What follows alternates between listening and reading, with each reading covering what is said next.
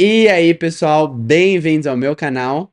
Eu sou o Will, e se você é desse tipo de pessoa que lê as primeiras páginas de um livro e logo desiste, ou se você é do tipo de pessoa que nessa altura do campeonato já leu 30 livros em 2025, vem comigo, que eu tenho certeza que você vai gostar.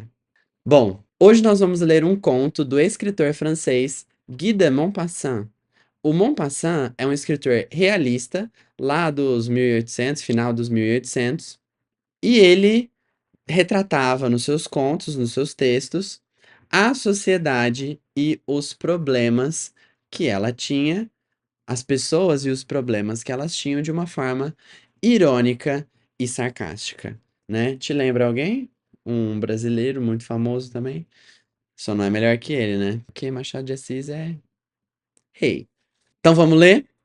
O nome do conto é O Colar de Diamantes. Que chique, né?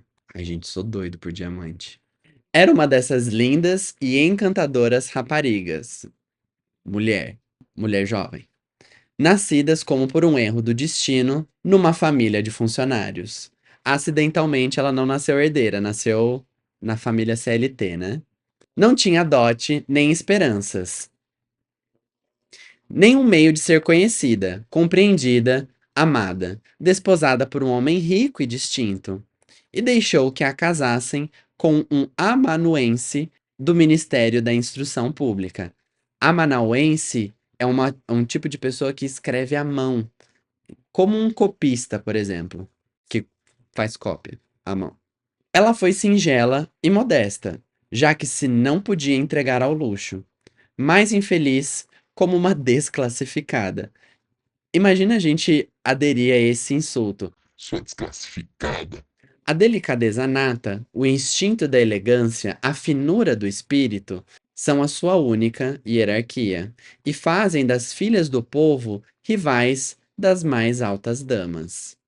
Então ela se sentia como parte de uma sociedade que, na verdade, ela não fazia parte, né? Ela era, talvez em espírito, essa granfina, mas na verdade, materialmente, não. Sentindo-se nascida para todas as delicadezas e para todos os luxos, ela sofria continuamente. Eu tenho certeza aí que você que tem espírito de herdeira ou herdeiro se sente assim, né? Sofrendo continuamente, porque não nasceu milionário. Sofria com a pobreza da sua instalação, a miséria das paredes, com as cadeiras puídas e os estofos de mau gosto. Todas essas coisas que qualquer outra mulher da sua casta nem mesmo teria notado, a torturavam e indignavam. Ou seja, ela é extremamente pretensiosa, né? A vista da pequena Bretã que a servia despertava nela profundos pesares e sonhos sem fim. Apesar de tudo, ela tinha uma criada, então ela não tinha uma condição tão ruim como outras mulheres da sociedade. Ela pensava nas antecâmaras silenciosas, forradas de panos orientais, alumiada por altos candelabros de bronze, e nos dois grandes lacaios de calções curtos que cochilam nas vastas poltronas, com o calor pesado do calorífero. Pensava nos grandes salões revestidos de seda antiga, nos móveis finos carregados de bibelôs inestimáveis, e nos graciosos salõezinhos perfumados feitos para a conversa das 5 horas com os amigos mais íntimos. Aquele, né? Que íntimo dos amigos, a fofoquinha. Os homens conhecidos e requestados, cuja atenção todas as mulheres invejavam e desejavam. Quando, na hora da janta, sentava à mesa redonda coberta de uma toalha de 3 dias, defronte ao marido que destapava a terrina, declarando com um ar encantado: ah, que lindo cozido! Não há nada melhor que isso. Ela pensava nos jantares finos, na prataria rebrilhante, nas tapeçarias a povoarem os muros de personagens antigos e de pássaros estranhos em meio de uma floresta de magia. Pensava nos pratos esquisitos, servidos em maravilhosas baixelas, nas galanterias ditas num sussurro e escutadas com um sorriso de esfinge, enquanto mordiscava a carnação rósea de uma truta ou uma asa de galinhota. Galinhota. Ela só pensava no luxo. Ela estava o momento inteiro vivendo no mundo da Alice, achando que era rica. Não tinha toaletes, nem joias, nada. Toaletes, nesse caso, é vestimentas, roupa. E só gostava disso. Sentia-se feita para isso. E gostaria tanto de agradar, de ser invejada, sedutora, assediada. Tinha uma amiga rica, uma camarada de colégio que não queria mais ir visitar. Tanto isso a fazia sofrer. É uma invejosa, gente. Se livrem desse tipo de pessoa na vida de vocês. Pois na volta, ela chorava durante dias inteiros, de desgosto, de pesar, de desespero e desolação. Você quer uma energia dessa na sua vida? Não. Então, não tem esse tipo de amigo. Olha, disse ele, eu trouxe uma coisa para ti. Ela rasgou vivamente o papel e retirou um cartão impresso com os seguintes dizeres: o ministro da Instrução Pública e Madame Georges Rampeneux têm a honra de convidar Monsieur e Madame Loisel para o sarau que se realizará no Palácio do Ministério no dia 18 de janeiro, segunda-feira. Em vez de ficar radiante como esperava o marido, ela atirou com despeito o convite em cima da mesa, murmurando: que queres que eu faça com isso? Mas, minha querida, eu pensava que tu ficarias contente. Tu nunca sais, tu nunca apareces. E essa é uma belíssima ocasião. Não imaginas o trabalho que eu tive para conseguir esse convite. Todos o querem. É muito procurado. E há muitos poucos para distribuir aos funcionários. Tu verás lá todo o mundo oficial. Ela o considerava com um olhar irritado e declarou com impaciência: mas que queres tu que eu vista para ir? Tem nada no meu armário. O vestido com que vais ao teatro. Ele me parece muito bem. Calou-se, estupefato, desorientado, vendo que sua mulher chorava. Duas grossas lágrimas desciam lentamente do canto dos olhos para o canto dos lábios. Ele gaguejou: que tens tu? Que tens tu? Mas, num violento esforço, ela se dominara e respondeu com uma voz calma, enxugando as faces úmidas: nada. Somente que eu não tenho toalete e por conseguinte não posso ir a essa festa. Dá o teu convite a qualquer colega, cuja mulher possa vestir melhor do que eu. Que dramática. Ele estava desolado. Falou-lhe: vejamos, Matilde. Quanto custaria uma toalete conveniente que ainda te pudesse servir em outras ocasiões? Alguma coisa bastante simples. Tem que fazer render o look. Tem que fazer render o look. Não pode comprar, usar uma vez e jogar fora. Tem que fazer render. Tem que usar mesmo. Bota na máquina. Lava. Ela refletiu alguns segundos, fazendo as suas contas e pensando também na soma que poderia pedir sem provocar uma recusa imediata e uma exclamação de horror do econômico amanuense. Enfim, ela respondeu hesitante. Ela nem pediu aquilo que ela queria, mas também não foi econômica. Eu não sei ao certo, mas me parece que com uns 400 francos eu poderia arranjar alguma coisa. Ele empalidecera um pouco. Chegou ali no limite, né? Pois tinha reservado justamente aquela soma para comprar um fuzil e fazer caçadas com alguns amigos, aos domingos, no próximo verão, em Nanterre. Para comprar o fuzil, ok. Agora, para dar um presente para a esposa, aí ele empalidece, né? Mas disse: seja, eu te dou 400 francos, mas trata de arranjar um belo vestido. Aproximava-se o dia da festa, e Madame Loisel parecia triste, inquieta, ansiosa. Contudo, seu vestido estava pronto.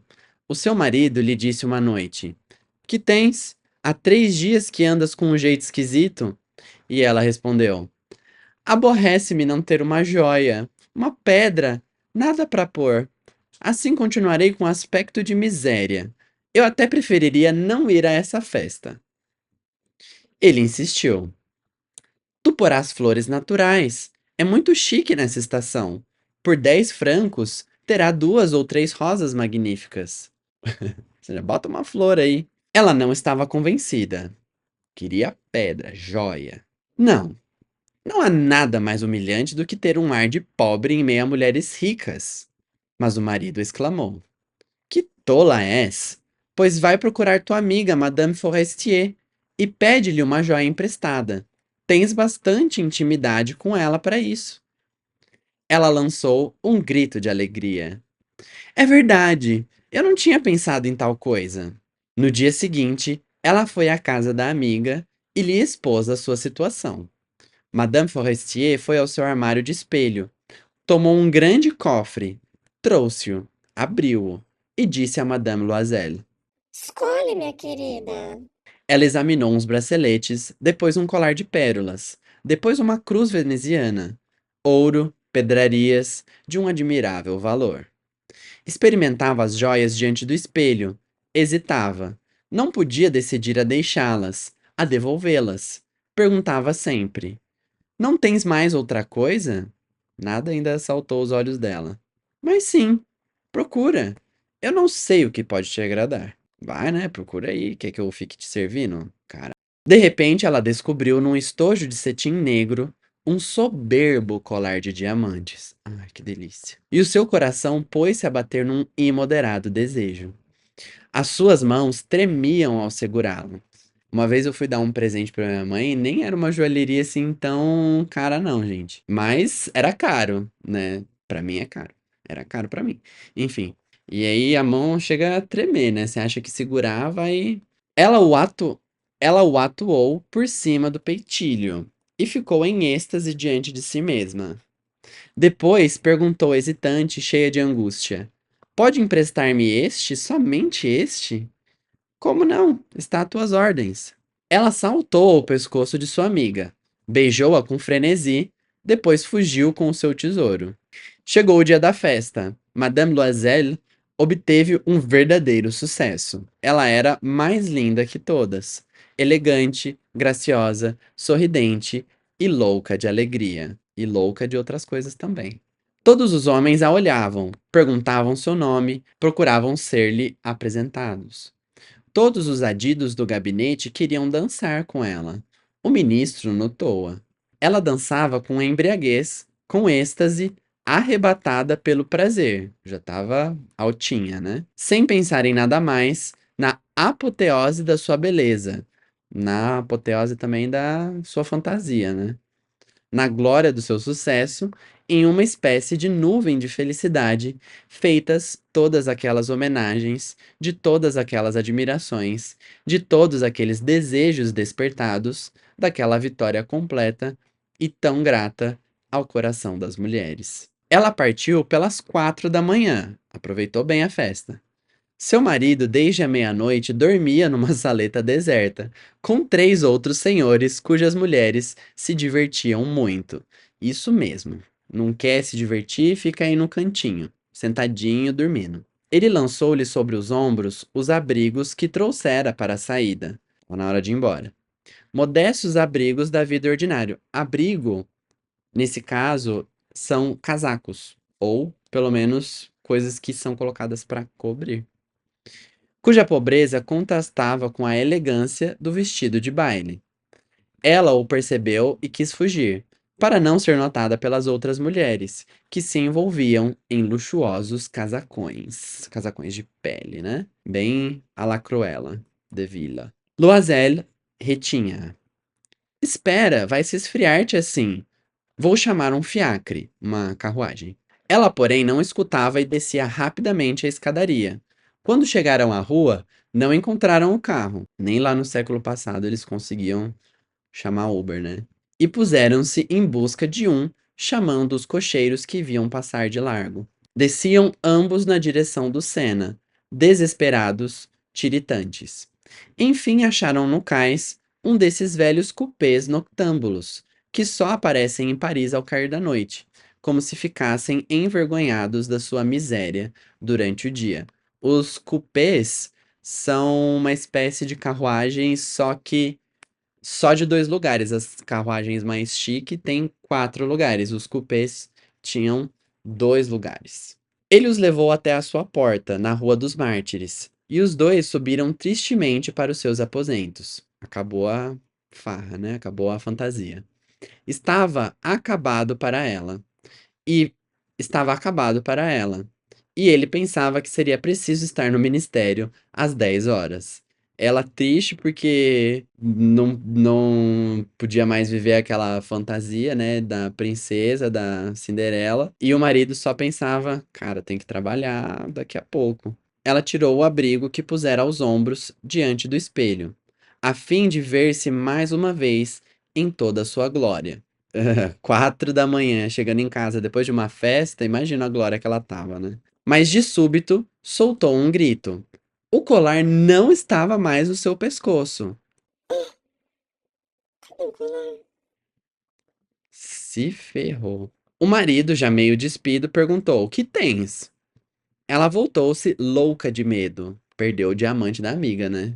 Pelo amor de Deus. Eu não tenho mais o colar de Madame Forestier. Ele ergueu-se, desvairado. Que? Como? Não é possível! E procuraram nas pregas do vestido, nas dobras do casacão, nos bolsos por toda parte. Ele perguntava: Estás certas de que ainda o tinhas ao deixar o baile? Sim, eu toquei nele no vestíbulo do ministério. Mas se houvesse perdido na rua, nós o teríamos ouvido cair. Deve estar no fiacre. Na carruagem? Sim, é provável. Guardaste o número? Não, e tu? Não reparaste? Não. Ainda bem que hoje a gente tem aplicativo, né? Esqueceu alguma coisa lá no Uber, é só chamar. Eles se contemplavam aterrados. Enfim, Loisel tornou a vestir-se. Eu vou refazer todo o trajeto que fizemos a pé, para ver se o encontro. E ele saiu. Ela ficou de vestido de baile, sem forças para deitar-se, atirada numa cadeira, sem ânimo, sem um pensamento. E o marido voltou pelas 7 horas. Nada havia encontrado. Ele foi à chefatura de polícia, aos jornais, para prometer uma recompensa às pequenas companhias de transporte, a toda parte, enfim, aonde uma suspeita de esperança o levava. Ela esperou todo o dia, no mesmo estado de horror ante aquele medonho desastre. Loisel voltou à noite, desfigurado, pálido, nada descobrira. É preciso escreveres à tua amiga, contando que lhe quebraste o fecho do colar e que mandaste consertá-lo. Isso nos fará ganhar tempo. E ele ditou-lhe a carta. Ao fim de uma semana, toda esperança estava perdida. E Loisel, envelhecido 5 anos, declarou. Ficou tão estressado que envelheceu 5 anos. É preciso substituir o colar. Tomaram no dia seguinte o estojo que o encerrara e foram ao joalheiro cujo nome se achava impresso no seu forro. Ele consultou seus livros. Não fui eu, madame, quem vendeu o colar. Devo ter fornecido apenas o estojo. Então foram de joalheiro em joalheiro, procurando um colar igual ao outro, consultando a sua memória, doentes ambos de pena e angústia. Acharam numa loja do Palais Royal um colar de diamantes que lhe pareceu corresponder exatamente ao que procuravam. Custava 40.000 francos. Deixá-lo-iam por 36.000. Fizeram aí um desconto, né? 4.000 de desconto é um bom desconto, vai. Pediram então ao joalheiro que não o vendesse antes de 3 dias. E ficou combinado que o devolveriam por 34.000 francos se o primeiro fosse encontrado antes do fim de fevereiro. Loisel possuía 18.000 francos, que lhe havia deixado seu pai. Pediram emprestado o resto. Então gastou a herança que ele tinha e ainda ficou devendo para pagar esse colar. Conseguiu 1.000 francos com um, 500 com outro, 5 luíses aqui, 3 luíses acolá, assinou promissórias, assumiu compromissos ruinosos, houve-se com usurários, com toda a casta de agiotas. Espero que esse agiota não mate, né? Só humilhe. Comprometeu todo o fim da sua existência, arriscou a sua assinatura, sem saber se poderia garanti-la. e atemorizado com as angústias do futuro, com a miséria negra que ia abater-se sobre ele, com a perspectiva de todas as privações físicas e de todas as torturas morais, ele foi buscar o colar novo, pousando sobre o balcão do negociante os 36.000 francos. Vai ficar devendo até as cuecas para pagar esse colar. Quando Madame Loisel levou o colar a Madame Forestier, essa disse com um ar irritado: Deverias tê-lo trazido mais cedo. Eu poderia ter necessitado dele. Ela não abriu o estojo, o que mais temia sua amiga. Se ela notasse a substituição, o que não pensaria ela? O que não diria? Não a teria tomado por uma ladra? Madame Loisel conheceu a vida horrível dos necessitados. Então ela tinha antes um certo poder aquisitivo, mas ela sonhava em ascender para uma classe onde ela tivesse luxos e pompas e vestidos e joias e dinheiro. Agora, perdeu tudo, né? Ela tomou o seu partido, aliás, sem hesitações, heroicamente. Era preciso pagar aquela dívida terrível. Ela pagaria. Pelo menos ela cumpre com as dívidas dela. Não é caloteira. Despediram a criadinha, mudaram de casa, alugaram uma água furtada. Um tipo de casa. Ela conheceu os trabalhos grosseiros da casa, as odiosas tarefas da cozinha. Levou os pratos, estragou as unhas róseas na louça gordurenta e no fundo das caçarolas. Ela ensaboou a roupa suja, as camisas e os esfregões, que fazia secar numa corda. Manhã após manhã, carregou o lixo para a rua e a água para dentro. Param... E a água para dentro, parando a cada andar para tomar fôlego. E vestida como uma mulher do povo, foi ao mercadinho, ao vendeiro, ao açougueiro, regateando e recebendo injúrias, defendendo cobre a cobre, centavo a centavo, o seu miserável dinheiro. Trabalhadora, virou trabalhadora aí na realidade de milhões de brasileiros e pessoas mundo afora, né? Batalhando para ter o seu din no final do mês. Era preciso cada mês pagar letras, boletos, renovar outras, conseguir prazo. O marido fazia à tardinha a escrita de um comerciante e de noite, muitas vezes, fazia cópia a 5 sus a página. Su, nesse caso, é centavo. 5 centavos a página. Fazer um biquinho aí, né, além do trabalho dele como escrevente lá no ministério, agora ele estava fazendo bico também. E esta vida durou 10 anos. Saiu muito caro esse colar de diamantes. Ao fim de 10 anos, haviam restituído tudo, tudo, com a taxa do ágio e o acúmulo dos juros superpostos. E não teve re- renegociação. Madame Loisel parecia velha agora. Tornara-se a mulher forte, rija e rude, dos lares pobres. Mal penteada, com as saias de viés e as mãos vermelhas, ela falava alto, lavava os assoalhos. Mas às vezes, quando do seu marido estava na repartição, ela sentava-se junto à janela e pensava naquela festa de outrora, naquele baile em que fora tão bela e tão festejada. Ainda estava sonhando. É que agora ela não tinha mais tanto tempo assim para ficar sonhando, né? Já que ela, né, limpava chão, passava rodo, botava a roupa para secar, lavava a louça. Não tinha tempo para pensar, não. O que teria acontecido se não houvesse perdido aquele colar? Quem sabe? Quem sabe? Como a vida é estranha, mutável. Basta um quase nada para nos perder ou para nos salvar. Ora, um domingo, ao dar uma volta pelos Campos Elíseos, para repousar dos trabalhos da semana, a folga aí, né, merecida do trabalhador 6 por 1, ela avistou de repente uma mulher que passeava com um menino. Era Madame Forestier, sempre jovem, sempre bela, sempre sedutora. Madame Loisel sentiu-se comovida. Deveria ir falar-lhe? E agora que já havia pago, lhe contaria tudo. Por que não? Aproximou-se. Bom dia, Jeanne. A outra não a reconhecia. espantando-se de ser chamada tão familiarmente por aquela mulher do povo. Ela balbuciou: Mas, madame, eu não compreendo, deve estar enganada. Não, eu sou Mathilde Loisel. A amiga soltou um grito. Oh, minha pobre Mathilde, como estás mudada?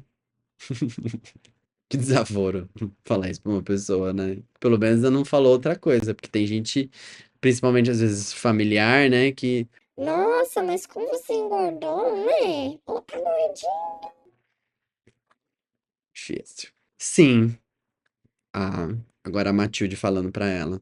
Eu tenho atravessado dias bastante duros, desde que eu te vi pela última vez, e muita miséria.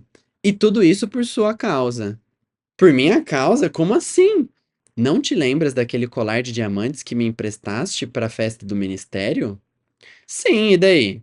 Pois bem, eu o perdi. Mas como se o devolveste? Eu devolvi um igual ao outro, e levamos 10 anos a pagá-lo. Bem compreendes que não era muito fácil para nós, que não tínhamos nada.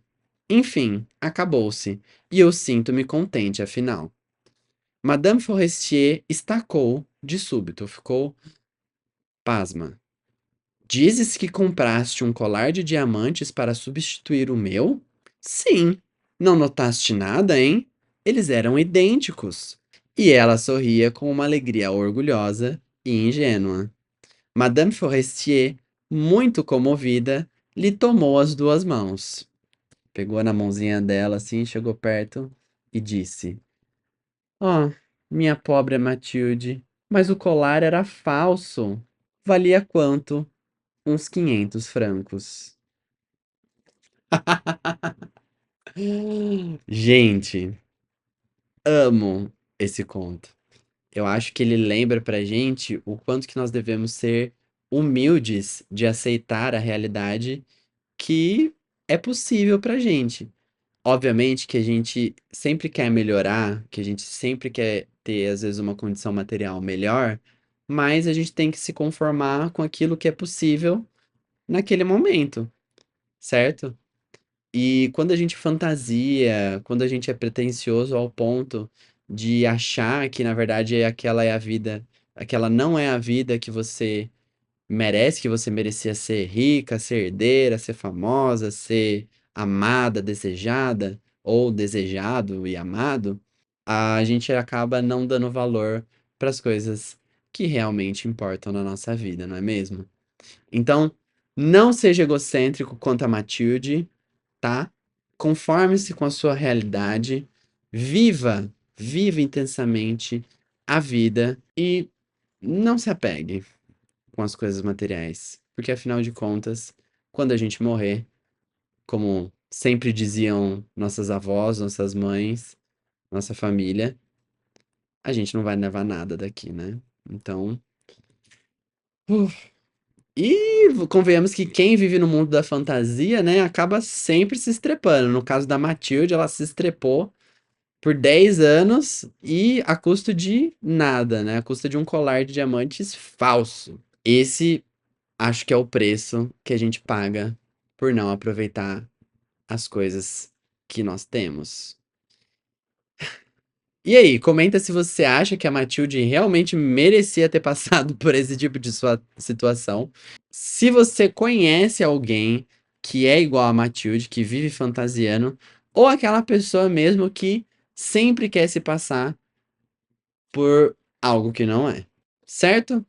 Pessoal, muito obrigado pela presença de vocês. Eu espero que vocês tenham realmente gostado da leitura de hoje. Se vocês gostaram, dá um curtir, compartilha, segue o canal, acompanha os vídeos, acompanha as nossas leituras e até a próxima.